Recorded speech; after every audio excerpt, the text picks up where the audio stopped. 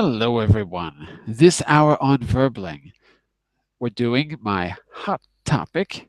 This is the second part of the hot topic for today, lunacy. We've been talking about the strange case of James Tilly Matthews, the first recorded known case study about schizophrenia.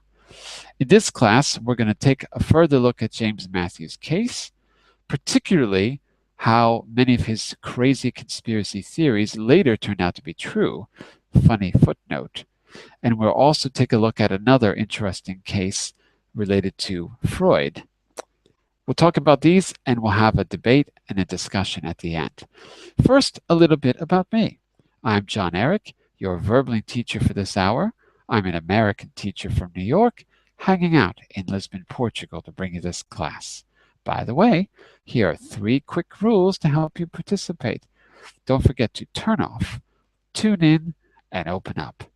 That means turn off your microphone when you're not speaking so we can keep the classroom quiet. Tune in to the new words you're learning when you are speaking so that I can correct you and give you feedback. And finally, open up to your classmates. Relax and have fun.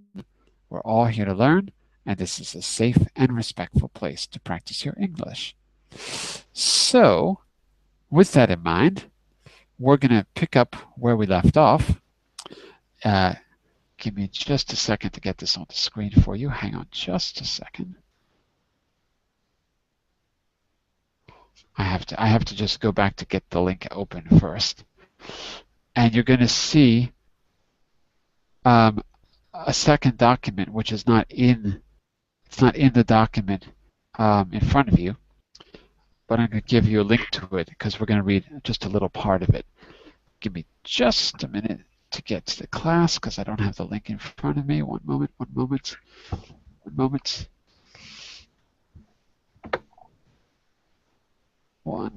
Almost there. Hold on. Okay, I got it open. So on screen, I'm going to share this with you. And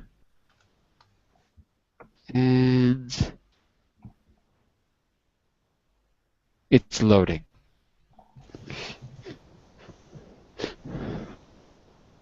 There we go.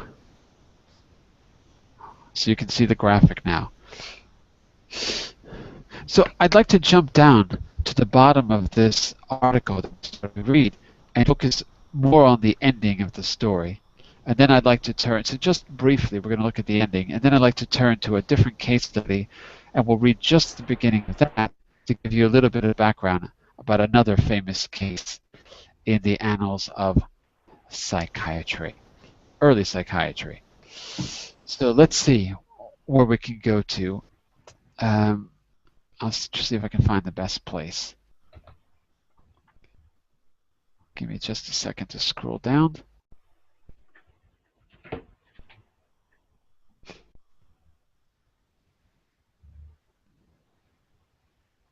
Okay, we read all of this. Okay, this is actually a little bit important. So before we jump down to the politics, I just want to read this one paragraph for you and see how clear it is, because this would be a good introduction. So on the top of page 8, the machine's operators were a gang. Oh, I'm sorry. The machine I'm talking about is? Remember the machine? Heirloom. The heirloom. The heirloom, right. So for those of you just joining us, we read about James Tilly Matthews, the patient 0, the first identified paranoid schizophrenic. He was imprisoned, basically, in an insane asylum, though many people thought that he was not crazy. To prove that he was crazy, one of his doctors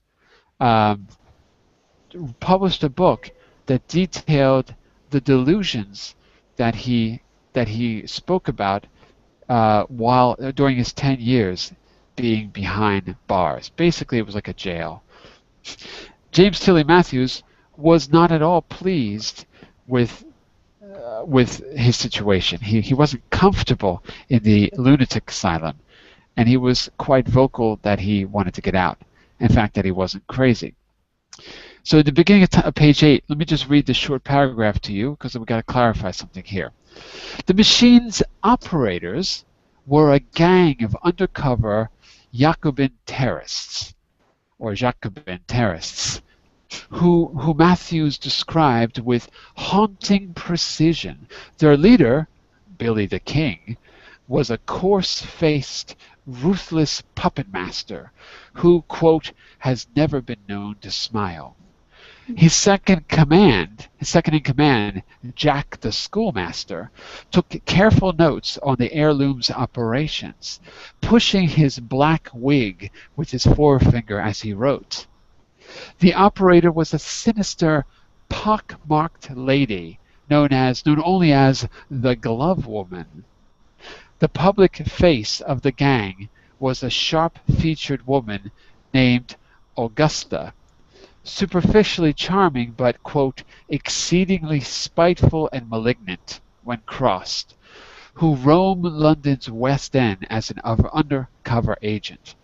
And then in that picture you can see Jack the schoolmaster is on the left, the two other members of the Air Gang, Sir Archie and Catherine Wright, details from James Tilly Matthews' illustrations of the heirloom featured in Haslam's Illustrations of Madness. So Haslam, the doctor, John Haslam,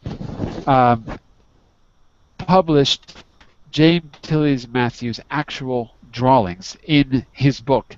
And his book was a kind of an act of revenge against the doctors who were trying to discredit him. He was trying to say the guy was crazy. He tried to prove it using Matthews' own drawings against him and by publishing this book. But what I wanted to clarify was this: Jacobin terrorists. So what does that mean? Let's just make sure that that part is clear. I can't follow his idea. Well, Jacobin, like the French Revolution? Like the French Revolution is correct.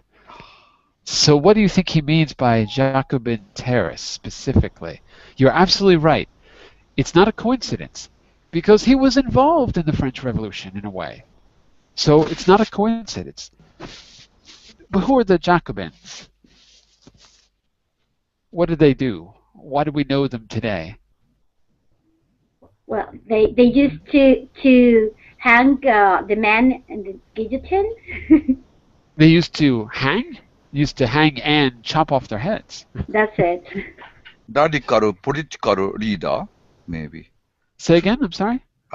Maybe Jacob presents nowadays maybe as a radical, extreme political leader, radical.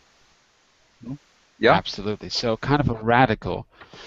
And these were what we might today call left-wing radicals, I guess. But they took things very far. So it has some extremist idea.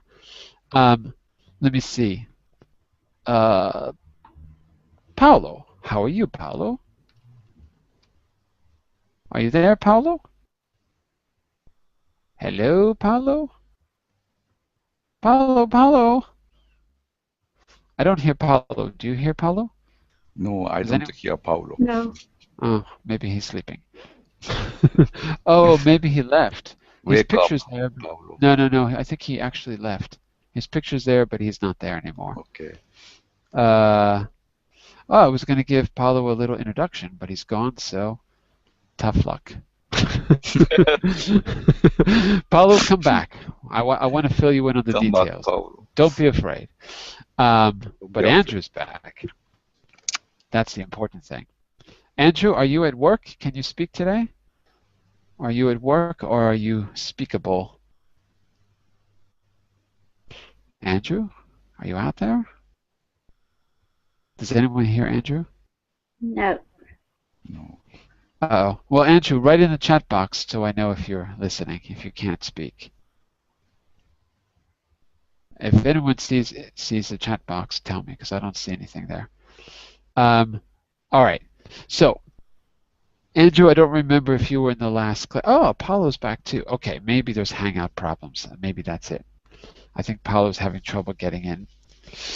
Well, Andrew, I don't know if you were in the last class. You can write a little message if you're not able to speak for us. And we can fill you in on the details, but we're looking at a famous case history, our history's first paranoid schizophrenic. And it's related, his delusions were related to the French Revolution. Well, maybe we ought to just pick up at this part, maybe rather than going to the end. Let's pick up at this part here to get the background. So, Daniel, I don't think you had a chance to read. Want to start us off? I can't remember if you read, but I don't think you did. Okay. Go for it. The operation directed at Matthews was only part of a larger story. Which operation are we talking about? Is that clear? The operation.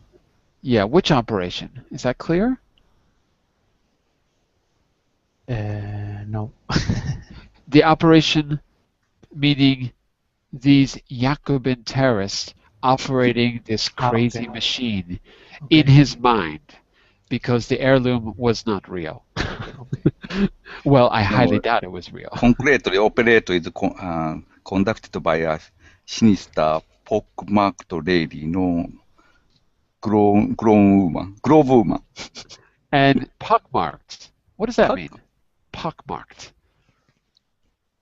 Pock-marked means very sinister, no? No. Pock-mark, a lot of marks. What kind of marks? Where is it?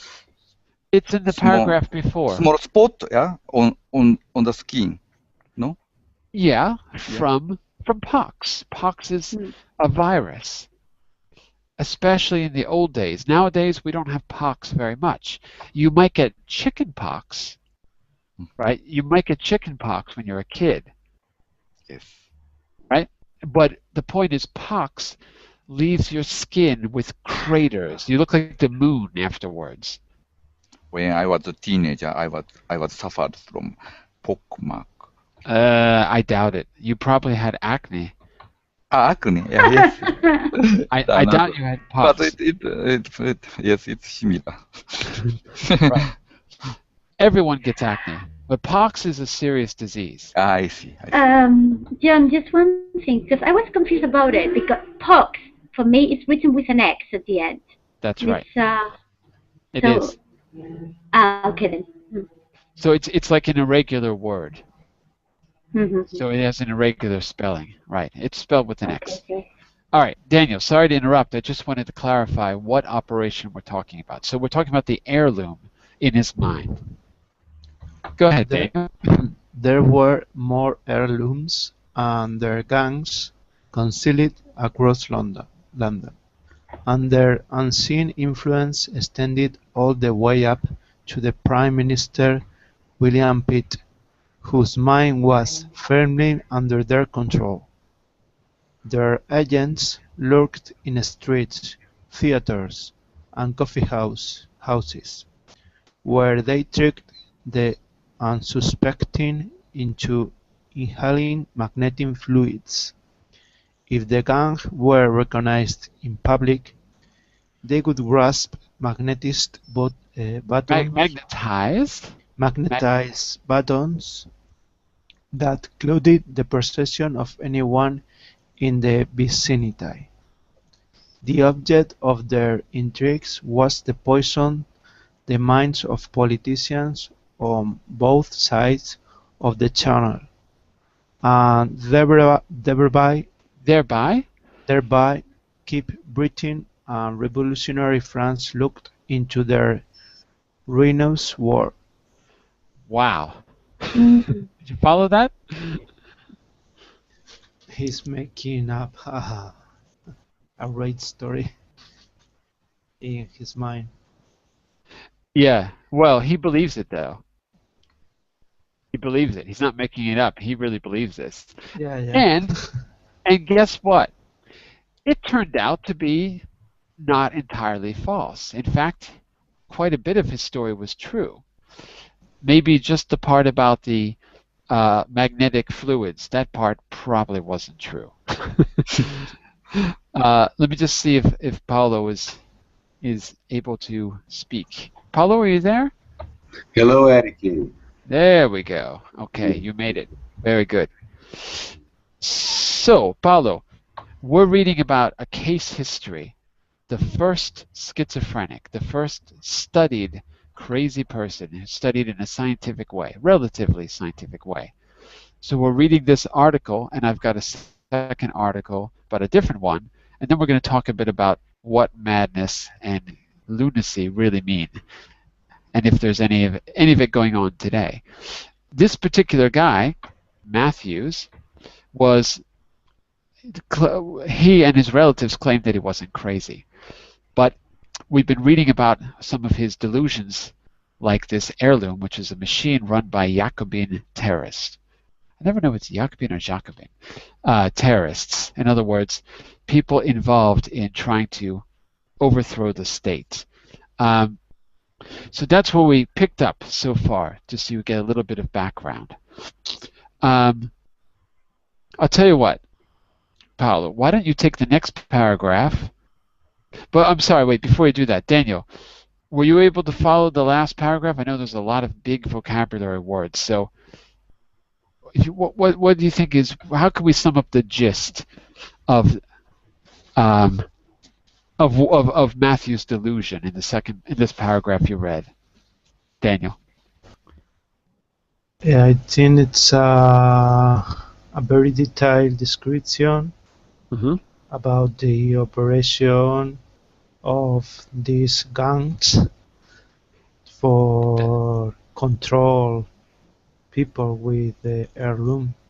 Right, so this crazy machine, the heirloom, sending magnetic gas or fluids around London, and they were trying to control not just William Tilly Matthews, but what were they really trying to do? That's the main point. What were they really trying to do in Matthew's delusion?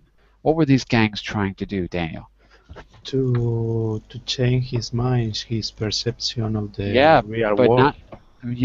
But not just Matthews, because he said there was many gangs. So what was their real purpose, according to that paragraph? Look at the last sentence, particularly.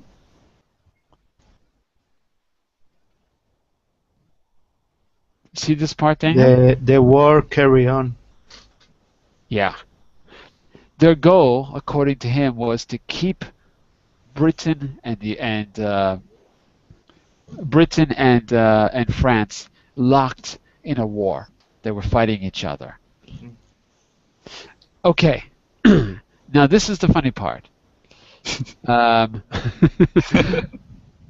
Although we're going to find out about the part of this that happens to be true. Can you take the next paragraph for us? Matthew's beliefs? Okay. Matthew's beliefs had their roots in his implausible but true story. A political activist and peace campaigner, he had become involved during the French Revolution in clandestine efforts to head off the looming war between France and England. Shut between London and Paris, he had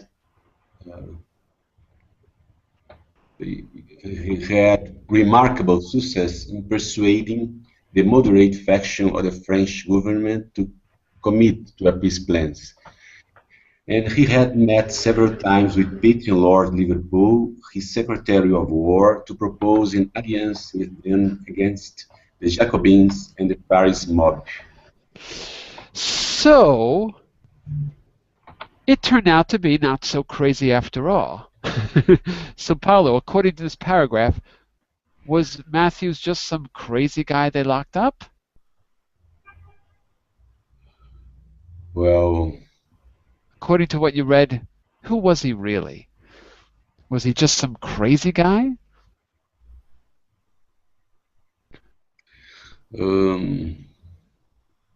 Maybe, I don't know exactly, but he has a political activist and peace campaigner. Yeah, he's an activist. Yes, but he was involved in the clandestine force to head off the looming war. Head off, that's a good word. So if he's heading off a war, what do you think he's doing? Stopping it or starting it? Well, supposed to stop it, to try to stop it. Exactly, that's right. Head off means to try to prevent, to head off. That's it. Very good. And looming means it's like rising.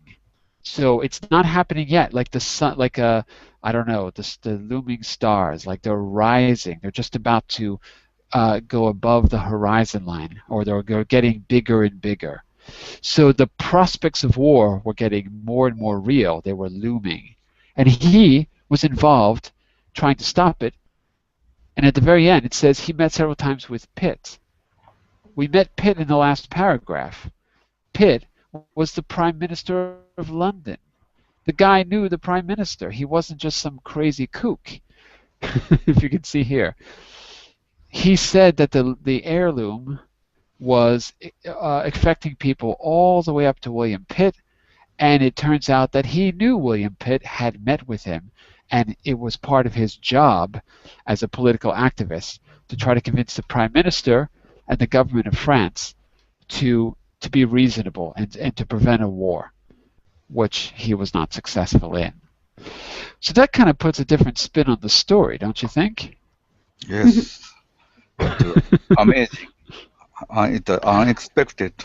He's a good man. He's a practical person. Yeah, he's a lefty. Lefty, yeah.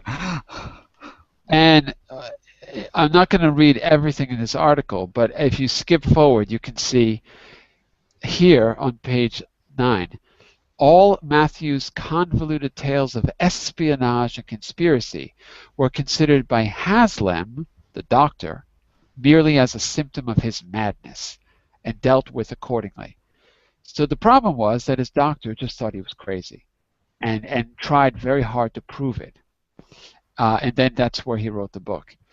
I want to jump down to just the very, very end of this. You can read the rest of this on your own, and you can send me questions after class if you want, or we can discussion if you want. But what I want to do is jump down to the very end, because there's a funny twist. Let me see. Give me just... Yeah, here we go. Okay, we're going to just jump down to the very end of the article, because the point is, let's find out what happens to Matthews. First of all, William Haslam. I don't know if you can see where I am. Uh-oh, I think my browser is going to crash. Can you hear me? Yes. I think I'm going to get kicked out. I'm going to get kicked out in a second. Yes. Yes, so if I disappear, I'll be back in just a minute. I think I'm going to get kicked out. I don't know. Let's see. Anyway, my browser's frozen, so I'll be back if I disappear. Okay, while I'm still here, Matthews was a smart guy. He used the fact that the doctor had published his...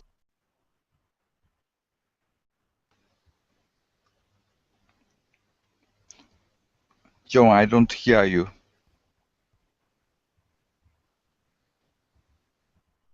Me too. Yeah?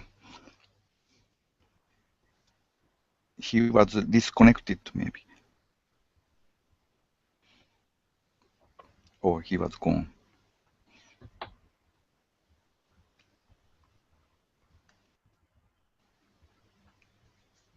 I hope he'll come back.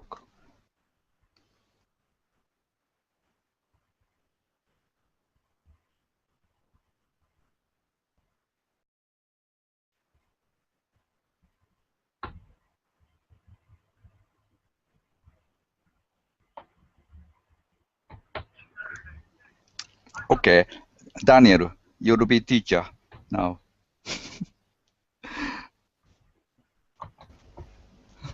But I'm very expensive, teacher. Expensive. You'll get money, yeah? You take money? I need to get money. Oh.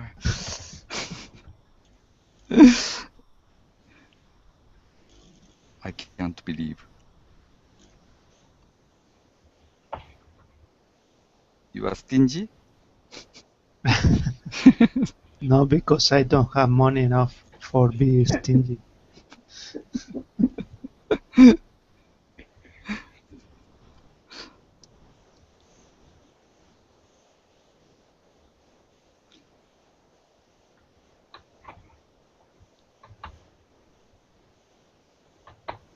Are you planning something for weekend, Yuki? Weekend, I'll have a class, so weekend end is quite busy time for teachers.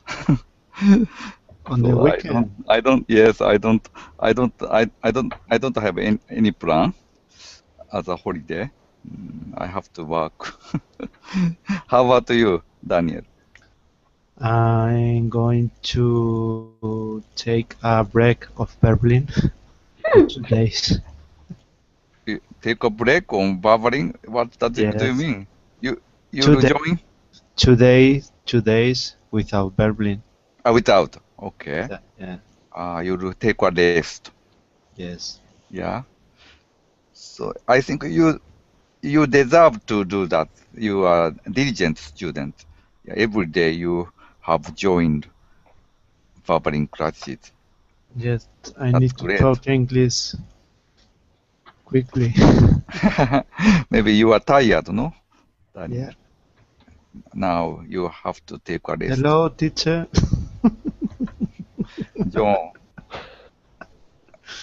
John, unfortunately, you are fired. Now Daniel is teacher, our teacher. That's New that's teacher okay with appeared. me. Only he want to take money from us, so we have to negotiate with him. I don't take your money. Verbally takes your money. Yes. Maybe you are better. Okay, Daniel, you are fired. I'm just the gardener. They just put me out there and have me do little tasks. Daniel, lead the way. Go for it. I'm ready. Go for it, Okay. Daniel. Yes. Lead Teacher the Daniel, discussion. hello. Before Google rudely kicked me out of class, I was just saying that What happened? Google is evil. Oh no, I said Google. it out loud. They're gonna get me with their heirloom. They're gonna get me. You are. Yes, it is. Yes, it is because of heirloom. Yes. Matthews was very clever. They liked his drawings, impressed people so much that he actually became a professional draftsperson. He became a professional technical drawer, and he helped design the hospital, the renovations to the hospital where he was being held. So much so that he was hired professionally because his drawings were so good that they actually gave him a little prize, and they used his drawings in the reconstruction. They were so impressed with him. His family was able to make the case that only a sane person could do this. Plus, he was very articulate, and he got out. He was freed. He didn't go to the public exactly. He had to go to a kind of a halfway house, but it was not a lunatic asylum. That's the point. And his doctor was furious because he had been discredited. Haslam was very upset. So what I want to do is take a look at what happened at the end. I suppose a doctor has been gradually attracted by this person. No. What do you mean? Sure. What do you mean? Firstly, I think doctor only interested in the disease and Right. remedy, but as long as he he talked to this person, Matthews, yeah, he was fascinated by this person, this Right. crazy but lovely person, I suppose. And maybe Haslam wasn't the nicest guy either, as we'll see. So let's take a look at the very end. Why don't you pick it up here? We just got maybe 2 paragraphs here. Yeah, this is what I was saying. Why don't you pick it up here, Yuki? Okay. Where? We're on the bottom of page 11. 11. Okay. Bottom of page 11. Having his medical. Yeah. From where? A little low, the next paragraph Lower. down. Okay. Although, yeah. Yeah. Although illustrations of madness was an extended argument for his permanent detention, Matthews managed to turn its publication to his advantage. His drawing of the air room was admired by visiting doctors, and he began to teach himself draftsmanship. I don't even, you know what, I can't even say that. Draftsmanship. Draftsmanship. Okay. Draftsmanship and engraving. The following year, he submitted architectural plans for a new Bethlehem hospital, which so impressed the governors that they awarded him a prize of £30. In 1814, his family succeeded in transferring him to a more congenial private asylum. Fox's London house in Hackney. Dr. Samuel Fox, the Proprietor. Proprietor, regarded him as entirely sane, and he was soon helping out with bookkeeping and gardening. So basically, he got a job. That's good. He found a job. He found a job, Yeah. and he was a very clever guy. So he used the book that was supposed to keep him locked up. He used it to get himself out, and he won. He got out. Bookkeeping and gardening is his job. Well, it's better than being. Remember, he had been locked up for 10 years. Mm-hmm. And Carmen, let's find out what happened while he was locked up. What was he escaping from? Can you pick it up on the next paragraph? Says yes, but Jen, yes, I just wrote something for you because how do you pronounce it?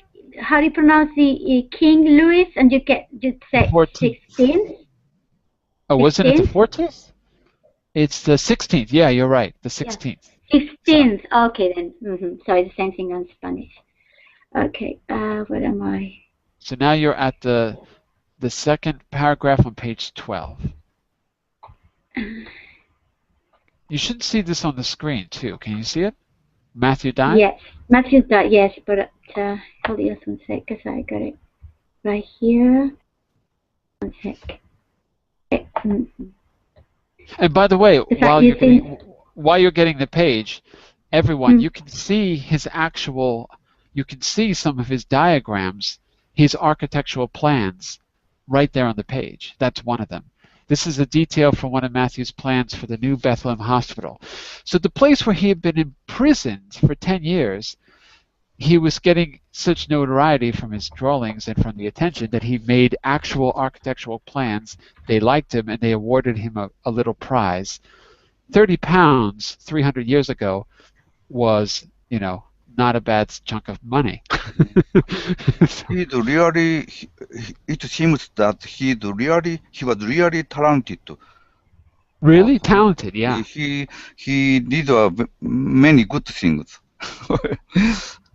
He deserved a lot better than what he got, that's for sure. Yes, he deserved to receive £30, might more.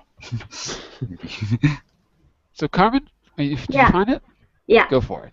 Okay. Matthews died the following year, but he had his revenge on Haslam from beyond the grave. In 1815, a House of Commons committee, how do you pronounce this? Committee? Committee.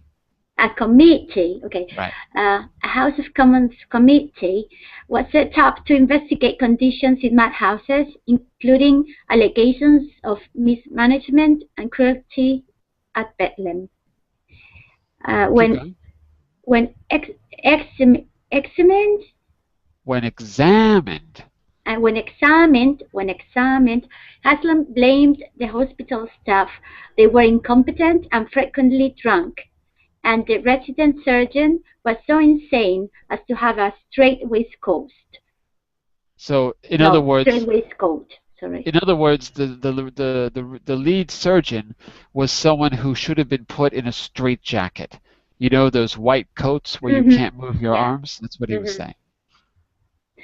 In response, the head keeper testified that Haslam, frustrated by Matthew's refusal to accept his authority, had kept him in handcuffs to punish him for the use of his tongue.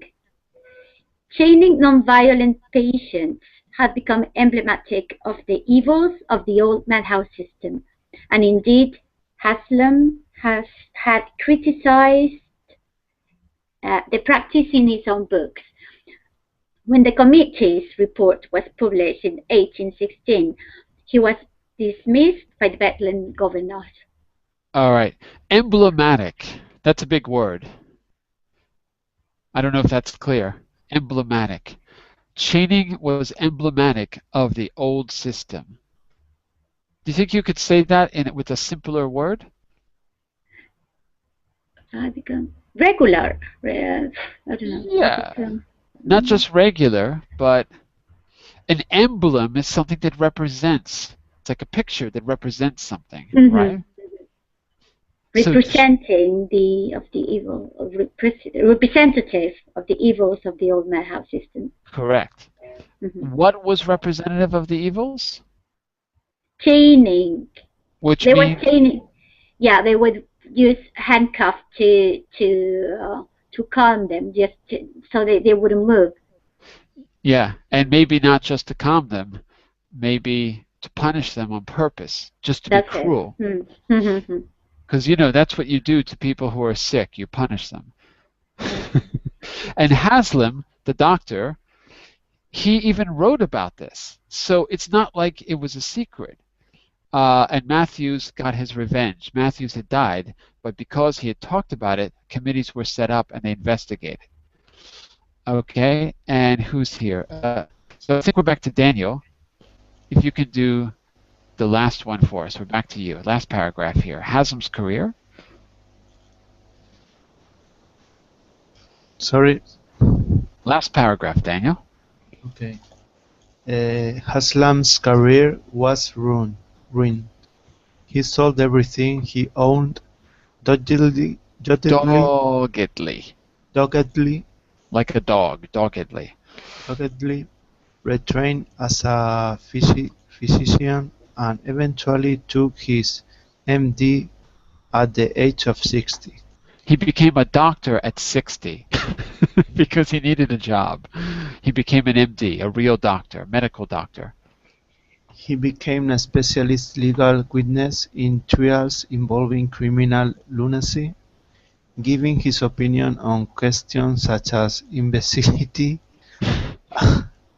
and lucid intervals. But Matthews' case seems to have destroyed his certain that the mad could be unfailingly distinguished from the sane. Unfailingly means without fail. Unfailingly distinguished from the sane. In his old age, when asked in court whether a defendant was of sound mind, he replied, "I never saw any human being who was of sound mind." Pressed further by the judge, he simply added, "I presume the deity is of sound mind, and he alone." What do you think he meant by that statement? I presume the deity is of sound mind, and he alone. What do you think he means by that? Like the God? Yeah, deity is God. So, who is crazy, according to him, in his old age? Who's crazy? And what is sound mind? Sound mind, not crazy. Okay. Sound means without any break or puncture or contamination, or so. For example, it's a sound plan. That means the plan is cohesive and makes sense. If you're sound mind, yeah. Go ahead, Carmen. Well, he thinks that everybody's crazy but God. Exactly. he's a legal specialist in the end, and his job is to decide whether people are crazy or not in court. That's his job. And his solution is everyone's crazy. Would you want him as a specialist in your trial? What do you think? He sounds a little bit... I think he's right. He might be right, but he sounds a little biased to me, don't you think? So, Daniel, you were reading that paragraph. What was Matthew's revenge? Is that clear? What was his revenge? It's not clear because I couldn't read the last. The one before last. The last paragraph. All right. I was I had. He has revenged that by after his death, this Hazram Asram, yeah, the doctor. Yes, it was revealed that there are many bad things was taken in this hospital, not hospital, asylum, right? And it was criticized publicly, and it was closed, and all staff are dismissed. It was a kind of revenge. So, yeah.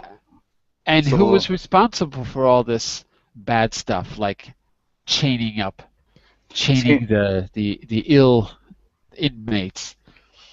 It is Haslam's staff. No, not staff. Authority. Yeah, he was in charge. So it was ultimately him, the doctor, who was the one perpetrating this kind of behavior. I mean, he was responsible, and so he was publicly discredited, and by the end of his life, he couldn't even do his new job because he was just saying everyone's crazy. His job is to prove that there's a difference, and he couldn't. He lost faith in It sanity. was an awful asylum, but few people knew before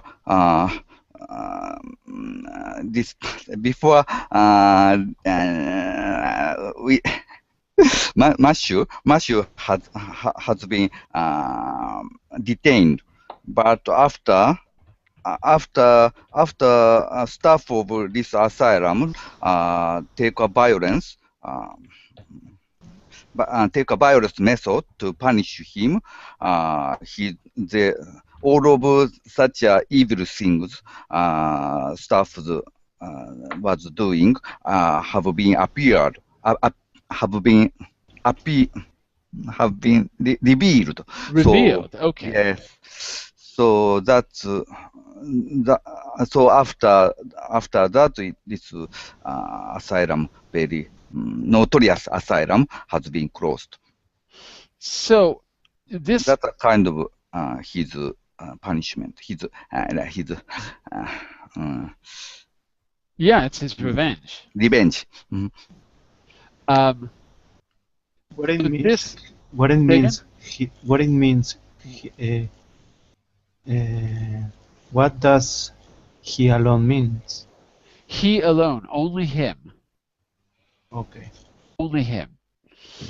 So this has a lot to do with how we treat people that are different, don't you think? First of all, what do you think, based on what we've read? Do you think that Matthews was sane, or do you think he was crazy? And where is the difference? Where's the line between the two? Firstly, when I began to read today's article, I think he's a really crazy person. I can't follow his ideas. But as long as I read this article text, I'm getting fascinated by this crazy but lovely person, as it was maybe.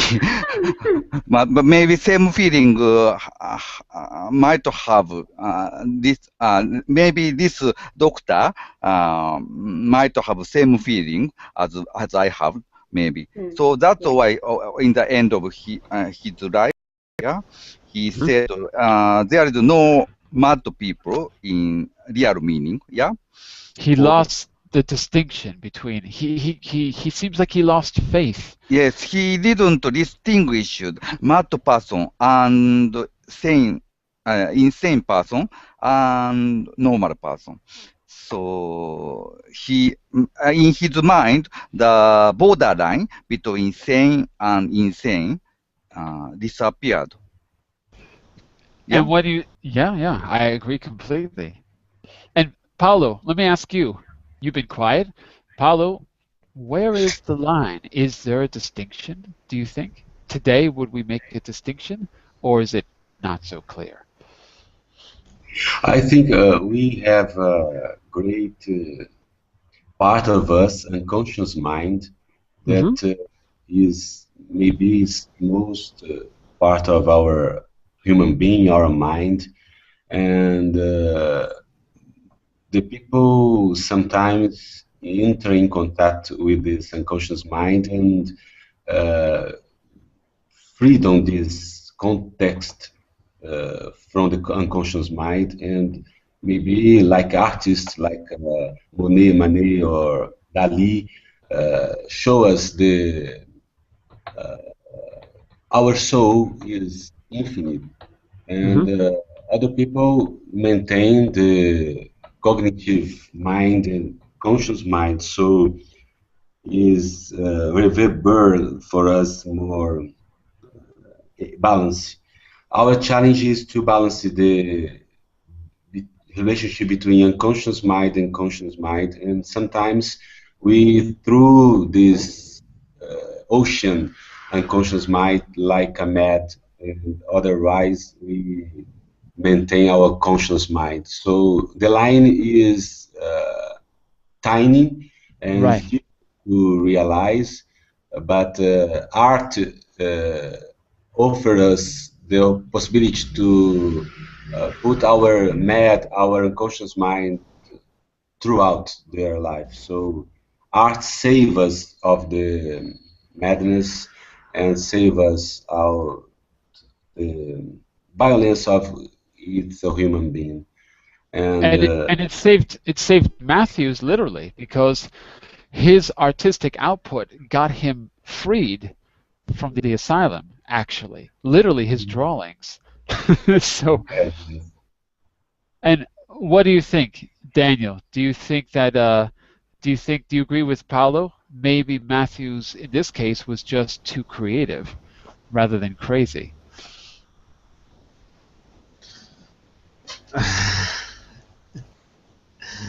I don't know. I'm lost. Why are you lost? Because our mind. In my own language is difficult, but in English is. But remember, you don't have to use language. You can use examples. You can use illustrations. You can try to get us to see what you mean. So don't worry about finding the right words. Just express yourself however you can. Use your infinite creativity that Paulo just mentioned.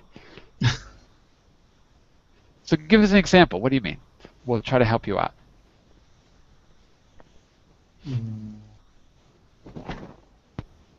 Next person. Coward. Chicken. Come on, Daniel. Well, let's talk about the line between madness. Paulo talked about the balance. Do you think that there's a big gap? I have to sneeze. Sorry. That's it. Allergies. Do you think that there's a big gap between the two? Is there a fine line between the two, Carmen? I agree with Paolo that I mean, when we consider to lead a balanced life, is we are supposed to do the right things. But the thing is, when you come up with a guy who thinks different, who comes up with different ideas, with creative ideas, that we find lunatic ideas, for instance, he becomes weird. I don't think he's weird. I mean, he's just too creative sometimes. It's like it's like he's foreseeing something. But, I mean, doesn't really, for me, that's not insanity. But at that time, people were just like that. You were supposed to follow the rules. If you didn't follow the rules, you were a crazy man. You were crazy and you were punished severely. Yeah, and you were locked up. Locked up and shackled, basically, is what happened. Yeah. What's interesting also is that earlier in the article, it said that his diagrams of his delusions, they were so precise, so clear, they didn't differ greatly from diagrams in scientific journals. So on many levels, it's hard to really label him as insane. There is one thing we can say. I don't understand his terms. I don't know what magnetic fluid is, and I don't know what lobster cracking is. So I don't know what he's talking about. But were the scientific journals of the time, were they really different? Did anyone have any idea? There was no real systematic, there was, but very few. Actually, what we can do is take a quick look. What I was going to say is there wasn't really science at the time. People were guessing, and there wasn't a lot of systematic thought. It was just beginning. But actually, we can take a quick look at one example of that. I have another article. We don't have time to read it, but we could take a look at just the very beginning. So the link, I'll put the link in the chat window. It's article number 2. Put it in the chat window for you as well. And I'll share my screen. Because speaking about science, we ought to look at this guy here. Okay, this is an article which is not just about Matthew's case, but it's kind of an overview of all of the cases of these mysterious, machines that people dreamed up in the 18th and 19th century. So if you take a look at the first paragraph, 1919, Victor Tosk, a disciple of Sigmund Freud, committed suicide by simultaneously hanging and shooting himself, which was quite an achievement. I have no melancholy, meaning sadness, he wrote in his suicide note, which he addressed to Freud. My suicide is the healthiest, most decent deed of my unsuccessful life.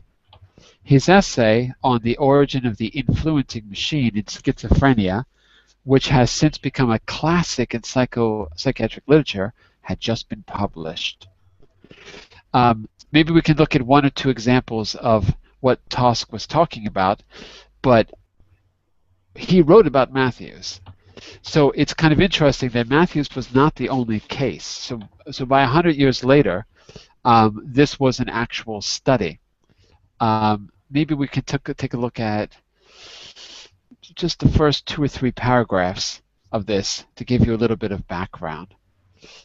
Okay, so what do you think? Yuki, want to take the second paragraph? We're just going to read the first 2, maybe. Okay. In the article, right? Yeah. Yeah. Tosk described the elaborate mechanical devices that paranoid Imagine there's a T. Schizo. 21st century schizoid man. Okay. Schizophrenics, right? Schizophrenics. Schizophrenics invent in their imagination to explain away their their mental disintegration as boundaries between the schizophrenic mind, schizophrenic mind, I'm sorry, mind, and the world breakdown. They often feel themselves persecuted, persecuted Correct. by machines of mystical nature, which supposedly work by means of radio waves, telepathy, X-rays, invisible wires, or other mysterious forces. The machines are believed to be operated by enemies as instruments of torture and mind control, and the operators are thought to be able to implant and remove ideas and feelings and inflict pain from the distance. Exactly. And Paulo, why don't you take the next one because these are short. Can you see where we are? Influencing machines are described by their trouble inventors as complex structures constructed of boxes, cranks, levers, Wheels. wheels, buttons, wires, batteries, and the like. Sometimes these devices are thought to be their doubles, unconscious projections of their fragmented bodily experience. Patients will typically invoke all the powers known to technology to explain their obscure workings. Nevertheless, they always transcend attempts at giving a coherent account of their function. All the discoveries of mankind, Tosca asserts, are regarded as inadequate to explain the marvelous powers of this machine. Okay, so all of these influencing machines that he wrote about in a fascinating early psychological study. The one thing they have in common is that they don't explain how they work because they're not explainable.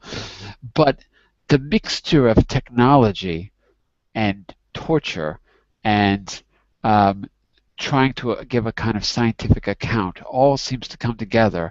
So it's like a pattern of delusions that people seem to have, particularly at that time when the Industrial Revolution was just taking off. Okay, maybe we could do one more here before we go. Let's see, where are we back to? I think we're back to Carmen. I can't see who's in the room. Are you there, Carmen? Yes, yes, I'm here. Okay, go for it. One more. Tusk took his term from an apparently magical device invented in 1706 by Francis Hauksbee, a student of Isaac Newton. His influence machine was a spinning glass globe which cracked like lightning when touched, transmitting an electrical spark and emitting a greenish neon light when wrapped, a mysterious luminosity which was called the glow of life. These apparently supernatural effects were caused by introduction of static Static? electricity into a vacuum Vacuum. into a Good. vacuum. It worked like the shimmering vacuum tube of the modern TV. Its psychological incarnation had similarity. Similarly. Had similarly mesmerizing effects. The influencing machine, Tusk wrote, makes the patient see pictures. When this is the case, the machine is generally a magic lantern or cinematograph. The pictures are seen on a single plane, on walls, on window panes, unlikely typical visual hallucinations. They are not three-dimensional. Okay. Unlike typical visual hallucinations, they are not. And that's the end of it. That's a fascinating moment from his case study, this guy Tusk. So do you understand what he's describing there? This thing, where he got the term influencing, where did he get the term influencing machine from? Is that clear?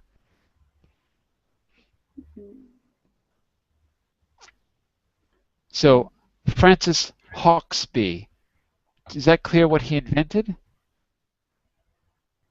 or not? The modern cinema. Kind of. Yeah, kind of. Not more television than cinema. More television. Mm-hmm. He created a vacuum tube. But the vacuum tube was really big, not like the old vacuum tubes in your amplifier or television. And in that vacuum, if you touched it, you would see little flashes of lightning. You'd see electricity going on like this. And nowadays, we can go and buy this thing at any novelty shop. I don't remember what they're called, but you can see them everywhere. You put your hand on it, and all the static electricity goes to a magnetic source. So it'll go to your hand or a heat source, and it looks very mysterious. So these are sold everywhere. But at the time, it was new.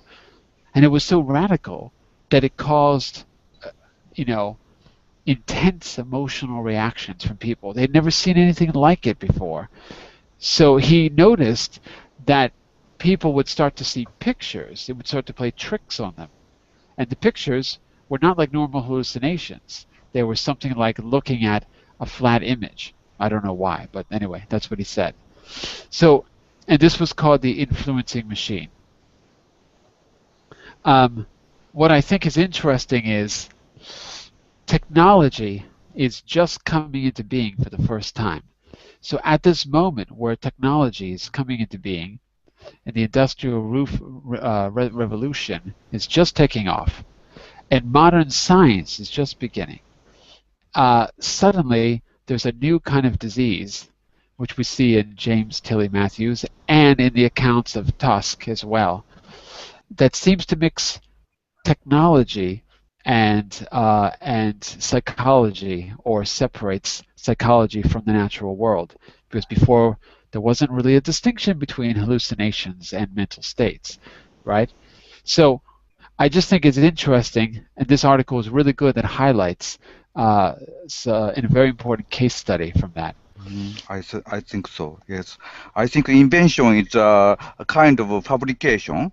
Fabrication is close to the sense of crazy. So I think first time people create something, this person is close to the crazy situation condition.